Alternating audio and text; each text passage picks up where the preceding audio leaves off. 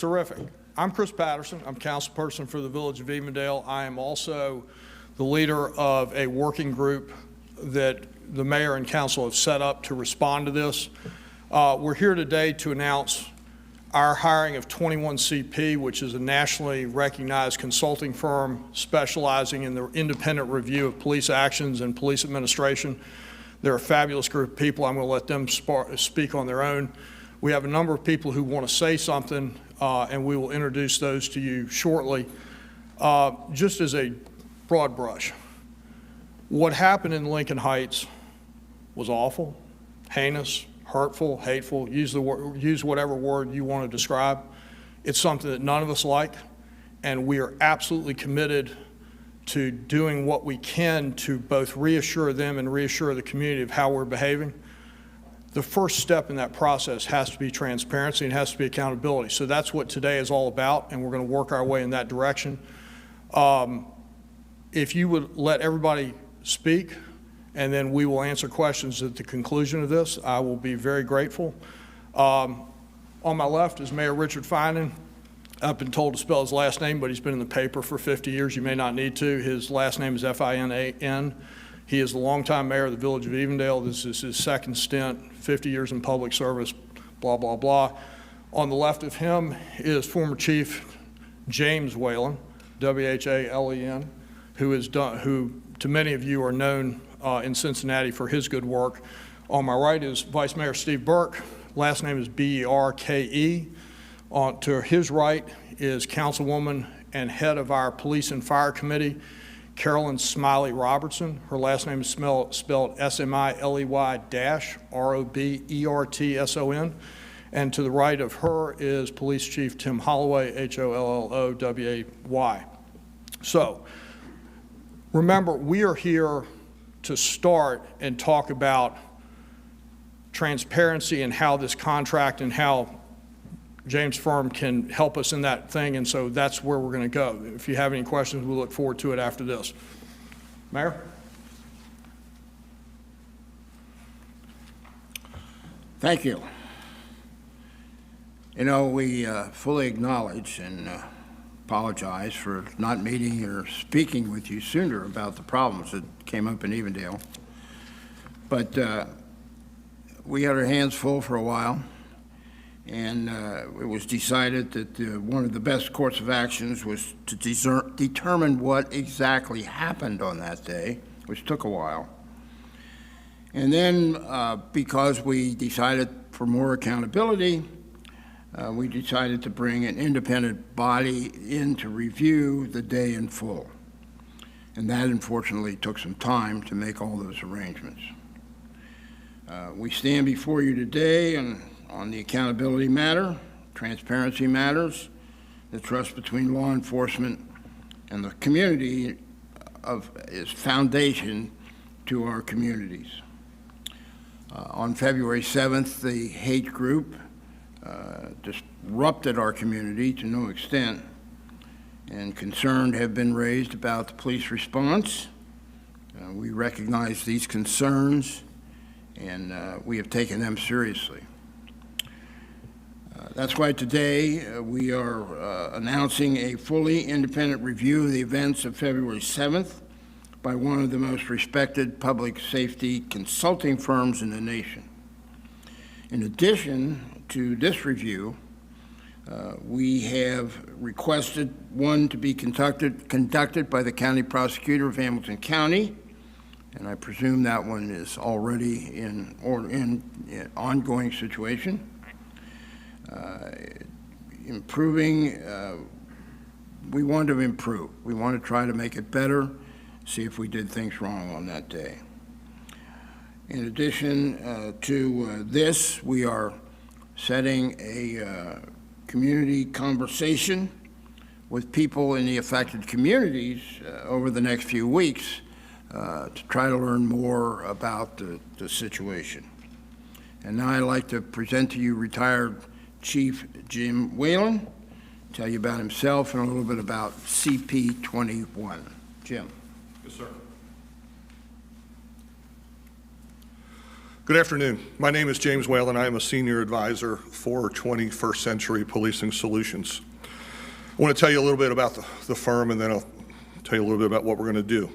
21st Century Policing Solutions is a national consulting firm that helps cities, universities, and other organizations effectively tackle the challenges of delivering safe, just, constitutional public safety services. Our founding partners were selected by President Obama to lead his 21st Century Task Force on Policing during his term, which culminated in a pioneering report on contemporary policing that offered common sense, pragmatic ideas based on input from criminal justice experts, community leaders, law enforcement, and civil liberties advocates. We are comprised of veteran police chiefs, civil rights lawyers, and renowned scholars and educators. Our chiefs have worked to turn troubled police agencies around.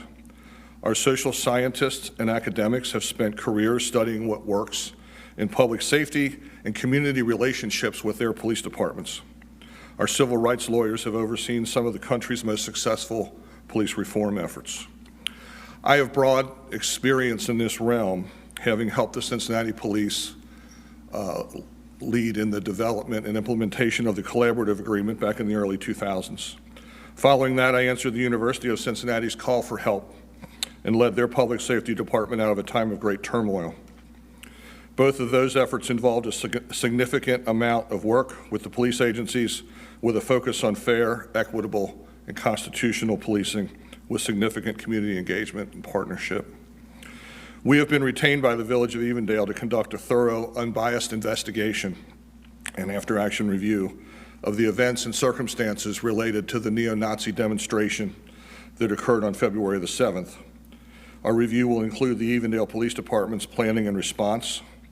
Our work will be independent, transparent, and grounded in community engagement. We have established an email address to start the conversation and gather community input at evendalespeaks.21cpsolutions.com. It's all one word, evendalespeaks@21cpsolutions.com. And our final report will be released in full. We anticipate that this review will take approximately 90 days.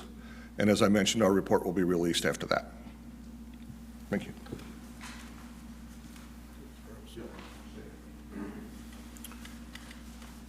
You heard the mayor mention community conversation. Carolyn Smiley Robertson is going to take a couple of minutes and just talk about that.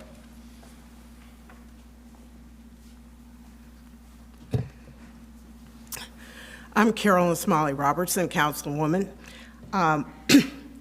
This is a crucial time for us that calls for unity and strength. The event of February 7th has greatly affected the community of Lincoln Heights. We are interested, and it is important to us to hear what the community has to say. And that's why we are finalizing the date, time, and location for a conversation with the community where we can hear their questions and provide answers. We have been reaching out and will continue to reach out to various community partners of affected communities in addition to Lincoln Heights to participate in these conversations. We look forward to working together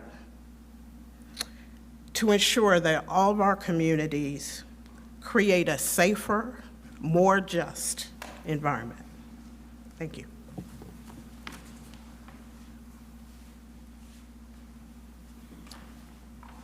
That concludes all of our prepared remarks, but my suspicion is some of you have things that you would like to ask. We're going to take questions for about 20 minutes or so until we've exhausted them, and so in no particular order. Yeah, James Pilcher, Local 12. I have just a couple.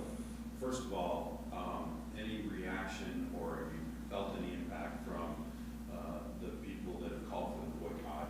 And then, as you probably know, some of the people that have been upset about this held their own press conference. Just started an hour ago, and we have another reporter there, and they are saying they feel that they should have been consulted on the choice of 21CP. They do not agree with that choice. It should have been a cooperative apparently or may have assisted the neo-Nazis to be fired. What is y'all's response to those? Well, that's a whole mouthful. In no particular order, look, let's talk about things that are really important.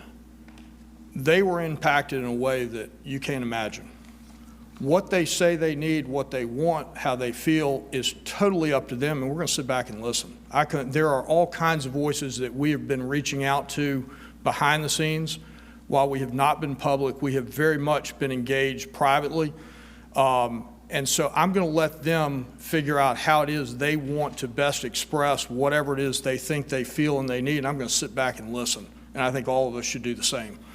The second piece with regard to the hiring of 21 CP, the important part of this is reputation, transparency, and accountability. And there's an unwritten fourth part of that, which is speed. Everybody, we in the Evendale Council had a meeting Tuesday night a week ago, and the level of outrage, the level of intensity was palpable. Letting that fester and say, we'll get back to you, not an option. And so this was one where we knew the reputation, we knew the people involved. This is the most important money Evendale will spend this year by far. And so we went ahead and contracted with Jim's firm to do just that. Did I hit the third one?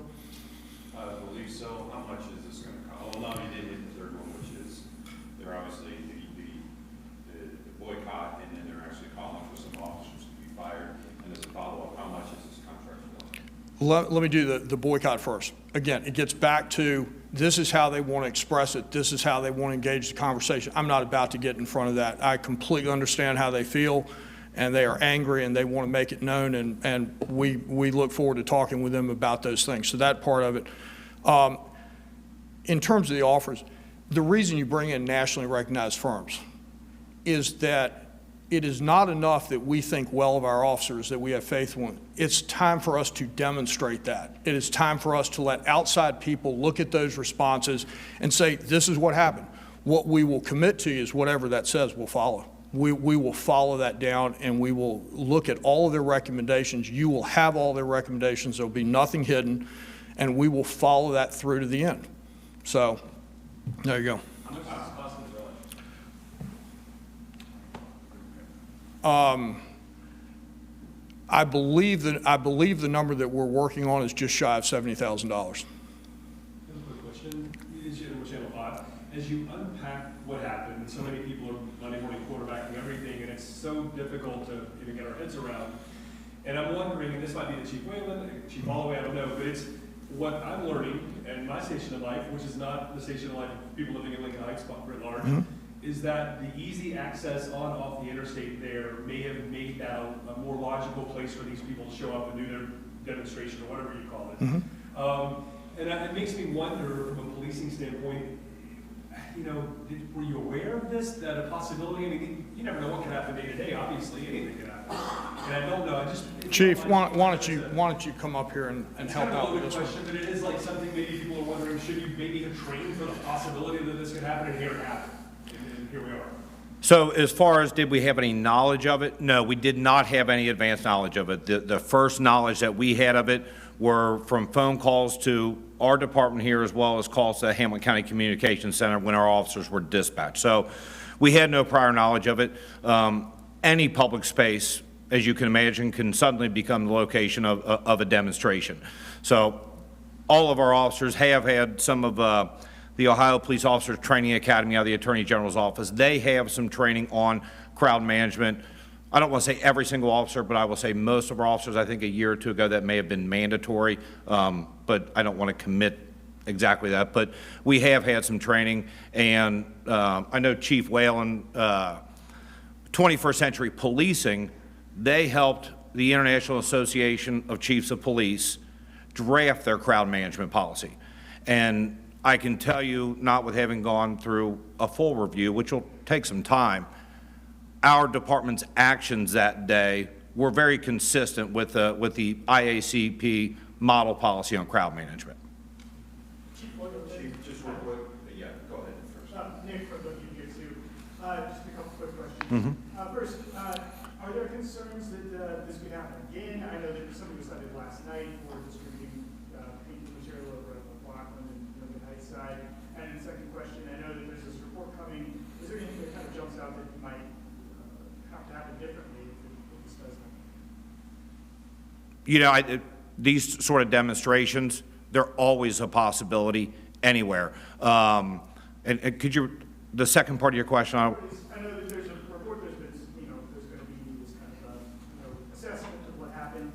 But is there anything that kind of jumps out immediately as like, oh, we need to do this different next time? no, nothing that jumps out immediately, and it's best to wait for our internal review. The Sheriff's Department is doing internal review. The prosecutor's office is reviewing it, and then 21 CP's work. Those are things down the line where you look at it. That I've never been involved in any police incident where you didn't learn some lesson. So. One of the big things that has been pushed is that some of these people should have been arrested. I know that you've said before you didn't know who they were. It's hard to charge them. Some of their identities are becoming known. The Hindley County Sheriff's has said they know who owned the Jeep that got stranded, different things like that. Have you guys considered going back and looking at any potential charges that could be filed in this case? That is specifically what we've asked the prosecutor's office to determine. Okay, so it's kind of village's office, correct? Yes, that's correct. I have a question maybe for the mayor, just as an elected leader, sir. The call by Sheriff McGuffey to, and now State Rep Cecil Thomas to pass legislation in Columbus to make wearing a mask, an intimidating mask while holding a firearm. What's your view, illegal? What's your view on that? And then First Amendment issues are involved there too. What's your view on that? Well, I think any legislation regarding gun control, gun problems, will have a difficult time in the Ohio General Assembly. I've been there, I was there 30 years, and I know what the feeling pretty much is. A lot of my friends are still there. And I think that any legislation controlling guns will have a difficult time in the Ohio General Assembly. But we would advocate some of the things, such as wearing a mask and intimidating and that kind of thing, as being prospects for them to take a look at. And it's like Sheriff McGuffey said, you probably saw last week, this is a thing that police officers are having to face more and more, and it doesn't have to be just this. It can be any number of causes where people now are wearing masks, we're coming out of COVID, we're all wearing masks. And that makes it hard for these men and women, arguably for those that favor this kind of thing. Yeah, and I don't think it would necessarily fall on all deaf ears. I think there's a possibility we could make some headway with the General Assembly. Mr. Mayor, I wanted to also get your 2 cents in on this new call for a boycott of all businesses in Evendale. They're after the people in Lincoln Heights that are upset about this today reiterated their request that nobody spend any money. What's your response? Well, so far we've seen no evidence of that that I can tell. Some of our bigger stores are probably immune from that because they're so large. Our smaller stores, I think they take from a different level of persons, different area of people, and we've not heard any complaints about boycotts or anything like that so far. Mayor, real quick, you've been in this position, you know this terrain better than anybody in this room. Yes, sir. And, I've been here for a minute too, and Lincoln Heights historically, there have been phases where periods of time where it's been a rougher neighborhood and has had some real challenges with law enforcement. I know one of the first women that I encountered that day, like a half an hour after the craziness, she was like, we've been featured as being a on the rise kind of community for Black History Month programming and so forth. And I found that striking, and she felt like they really targeted this village, Lincoln Heights. Just what's your message to the folks of Lincoln Heights, understanding that, I used to cover crimes there when back many moons ago. I haven't been back in a long time. That's a good sign. I certainly don't come to Evendale very often, which is a good sign. But what's your message to folks that feel like we're making strides in Lincoln Heights and this is just such a setback? Well, I think since Lincoln Heights adopted the Sheriff's Office to take care of their crime and their law enforcement and things like that, there has been a substantial reduction in crime in Lincoln Heights. And we keep asking, continue to do that, and we'll work with you work with your people over there. We make fire runs over there, life runs, all kinds of things that we do on a regular basis. And we've been working with Lincoln Heights for some 10 years, very effectively. A lot going on. We've got legislation moving in Columbus that we worked with Lincoln Heights about, and with which their administration fully supports in what we're trying to do and trying to make it a better community. How much did public pressure play a role in why the village hired 21CP? Yeah, I'm sorry. How much did public pressure play a role in why the village hired 21CP? We could feel some public pressure, yes, but it's the same thing. We felt it was essential for us to be transparent about the situation, find out exactly what happened, and move forward on that level that is in everything that we can do. And that's why we felt it was crucial to hire CP21 after we looked at their resumes, and to be able to continue to be supportive, we think, of Lincoln Heights as far as what we do there. Question for the chief. In the description for 21CP, one of the things that we talked about just now was helping troubled police departments in situations like what we're talking about on February 7th. Would you describe your department as being a troubled police department? Absolutely not. We have a very professional police department, and our officers conduct themselves as professionals day in and day out. Chief, let me take this for a second. Okay. Look, one of the things that's really important here is bad things happen, and you have to respond to how bad things happen. Just because bad things happen to you doesn't make you a bad person, doesn't make them a bad department. We have to behave, and we have to prove that. Let's go this direction. Think about that day, that morning, whatnot. There are two things that really, really happened well that day.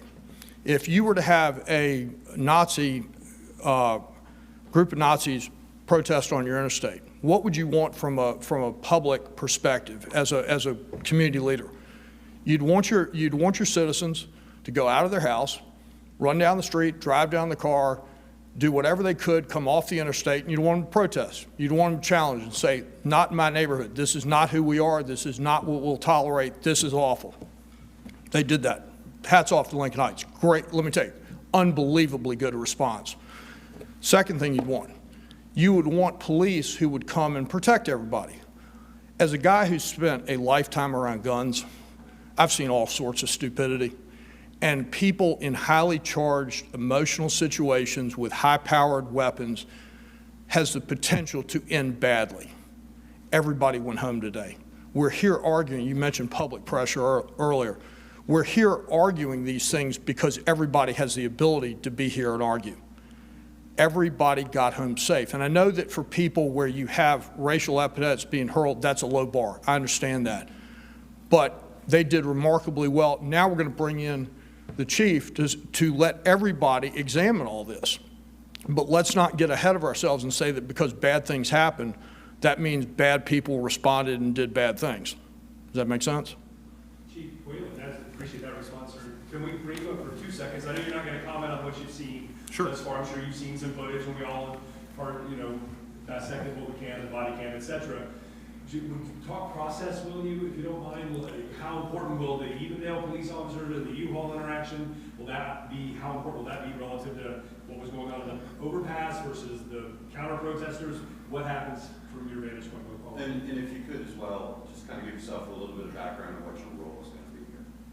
Yes. So our standard process to investigate a case like this will be to gather all the information that's available, the public media information that's obviously out there and easily available, information from Chief Holloway and his department, information from the sheriff's office, information from the community, the listening sessions, the email, compare the planning and the policies and the training to best practices, and make any recommendations that we might find appropriate. Specifically to my role, and my role isn't any different from anyone else with 21CP, and that is we will do that work. We engage in a lot of face-to-face meetings, and I say face-to-face, a lot of it is via Zoom or whatever, but we talk to a lot of people personally and get their input, get their information, develop a timeline of exactly what happened and make any assessments from that. And based on that website, I know Brett was talking about, I mean, it's a pretty diverse group of people at 21 CP, just not to give the impression that this is, any particular vantage point might dominate the other. It seems like a pretty diverse group of expertise that will weigh in on this. Is that a fair thing to say? It's an incredibly diverse group in all aspects. I've been doing this for 40 years, and I feel like the junior man. This is a good group of people to be with, and I'm honored to work there. In your experience in Cincinnati, for those that haven't been here as long as some of us have been, too long probably to some people, but the really some challenging times with CPD, also at UC, and you were part of that in different ways, obviously. How helpful is that in a time like this to kind of perhaps empathize with what Chief Holloway's dealing with right now, or others in the department? Our entire company is made up of people with vast array of experience. Experience helps, knowing the way to get there and knowing how things happened in other places, and that's where best practices come from. That's all very helpful in assessing a situation like this. Given that you're kind of boots on the ground, how hands-on or how much of a lead are you going to be in this investigation? I'll be working with my colleagues, and we will get this done in about 90 days. If anything happens in the next 90 days, if they come back and police are involved again, will that be added to your investigation and push that back? Or is that just kind of It can be, and it can push it back depending on when something happens and what it is. Currently within our scope of work is primarily what has already occurred, and we will focus on that and then make any adjustments if we need to.